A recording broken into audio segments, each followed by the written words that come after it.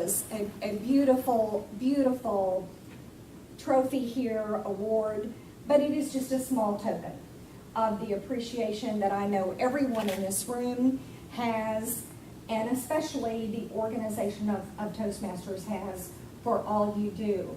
And we thank you. We look forward to many, many more years of partnering with you. And it says here that Toastmasters International recognizes Blue Cross Blue Shield for enhancing employee engagement through continuing support of Toastmasters communication and leadership programs, February 2012. So thank you and congratulations.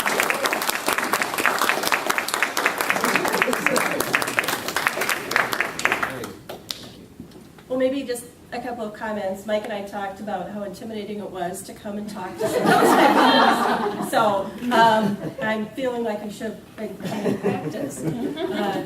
I also, you can imagine that people who care about communications are near and dear to our hearts. Here at Blue Cross, I'm the Vice President for Marketing and Communications, and that includes internal communications, employee, advertising, so it's a big scope.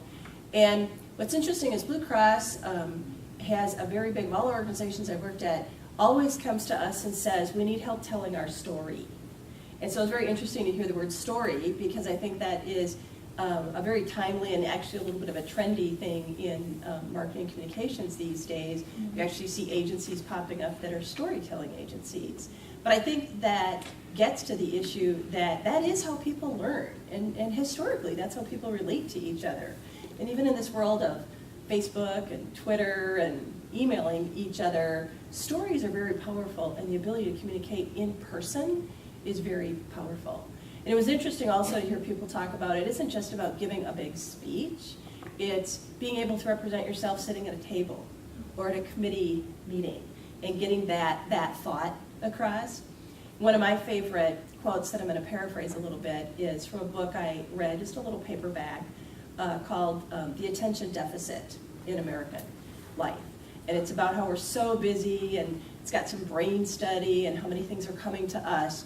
And it says the single most important determinant in the success of business is going to be the ability to get attention. And I thought that was fascinating, because it's a little bit like, it doesn't really matter your products, it doesn't really matter. If no one, it's kind of like that other quote, if a tree falls in the forest and you didn't hear it, did it really fall?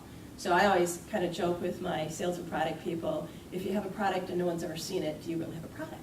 So this ability to connect people and do it in a relevant way is a hugely important business imperative.